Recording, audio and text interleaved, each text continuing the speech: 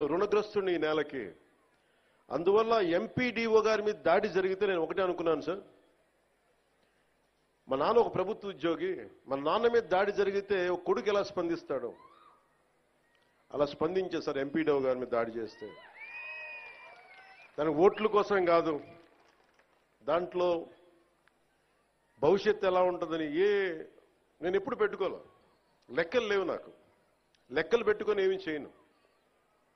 ఈరోజు మీరు చూశారు 70 సంవత్సరాల పైచిలుకు మన స్వాతంత్రం వచ్చిన తర్వాత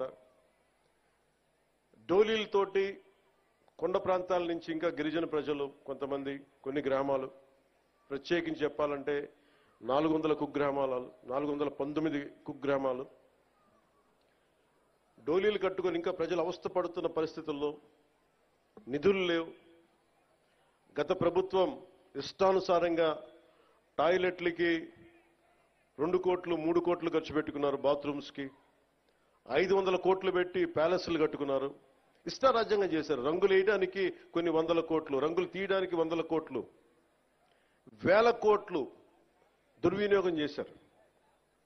ఇలాంటి పరిస్థితుల్లో, డబ్బు రాని పరిస్థితుల్లో కూడా, డబ్బులు లేని కటకట అంటున్న పరిస్థితుల్లో కూడా గౌరవ ముఖ్యమంత్రి గారి దృష్టికి, నారా చంద్రబాబు నాయుడు గారికి దృష్టికి తీసుకెళ్తే నేను చెప్పాను, ఇట్లా ఇబ్బందిగా ఉన్నాయి సార్ అక్కడ, పాపం చాలా కష్టంగా ఉందంటే ఆయన పెద్ద మనసుతోటి ఒక 39 కోట్లు శాంక్షన్ చేశారు. అలాగే మనందరం గర్వించే మన ప్రీతం ప్రధాని శ్రీ నరేంద్ర మోదీ గారు కేంద్రం నుంచి వచ్చిన నిధులతోటి కలిపి 70 సంవత్సరాల ఈ పాలనలో 5 సంవత్సరాల దుష్ట పాలనలో వాళ్ళు మర్చిపోయారు. అంటే ఓట్ల కోసం బుగ్గలు నిమరటం, తలకాయలు నిమరటం ఇవి కాదు. కష్టం ఉన్నప్పుడు పక్కన ఉండాలి. అధికారుల మీద దాడి చేయకపోవటం, వ్యవస్థల్ని బలోపేతం చేయటం. అందుకని ఈ రోజున రోడ్డు పడింది అంటే మీరు పిఠాపురంలో గెలిపిస్తే ఆ గెలిచిన వ్యక్తి రోడ్లు లేని వాళ్ళకి రోడ్లు చేయడానికి ఎంతమంది సహకారంతో, ఇది నా ఒక్కడిది అని చెప్పట్లా, అంటే ఒకటి పూనుకోవాలి. Politics is a thankless job, ఎవరు గుర్తుపెట్టుకోరు. మరుపు మానవ సహజం. ఇన్ని కోట్ల డబ్బు ఉంటుంది సినిమాల్లో, ఇవన్నీ వదులుకొని ఎందుకురా సుఖానం ఉన్న ప్రాణం దుఃఖాన్ని పెట్టుకుంటాం మా అమ్మ అంటా ఉంటుంది. నాకు ఎప్పుడు దుఃఖం అనిపించలేదు, నాకు చాలా సంతోషం అనిపించింది. చెప్పులు లేకుండా మట్టిలో నడిస్తే, రోడ్లు బహిర్భూమి అంతా నిండిపోయి మలమూత్రాదాలతో నిండిపోయి అలాంటి రోడ్ల మీద నడిస్తే నాకు సగటు మనిషి కష్టం, సగటు మనిషి బాధ, వాళ్ళ అవసరాలు నాకు తెలిసి దాంట్లో నేను సుఖం చూశాను. అలాంటి వ్యక్తికి మీరు అండగా ఉన్నందుకు నా జన్మాంతం మీకు రుణపడి ఉంటాను. వేదికని అలంకరించిన శ్రీ తంగిళ్ళ ఉదయ్ శ్రీనివాస్ గారు, గౌరవ పార్లమెంట్ సభ్యులు,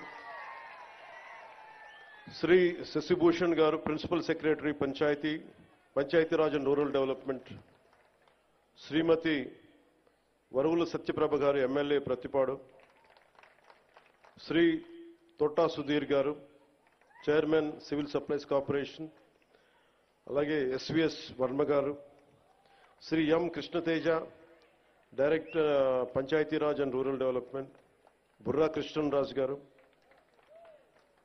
అలాగే ఏదైనా ఒక పని చెప్తే ఆగ మేఘాల మీద యంత్రాంగానంతా ముందుకు తీసుకెళ్లే మన ప్రీతమ కలెక్టర్ శ్రీ షణ్ముఖ్ గారు, అలాగే ఎస్పీ పాటిల్ గారికి మనస్ఫూర్తిగా నా హృదయపూర్వక నమస్కారాలు.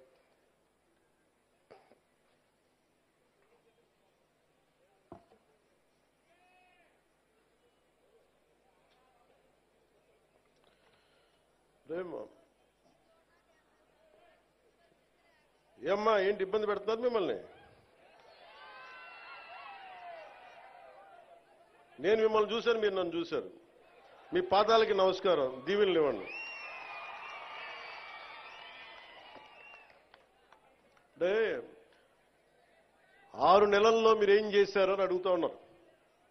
తృప్తి లేదంటే వీళ్ళకి, గత ప్రభుత్వం నడిపిన పెద్ద మనుషులందరికీ.